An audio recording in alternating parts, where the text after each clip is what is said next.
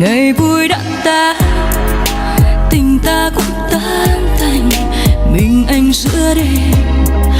Ngoài đường phố mưa lạnh, nhìn khói thuốc bay, lòng sao thấy khó khăn vì thuốc lá cay.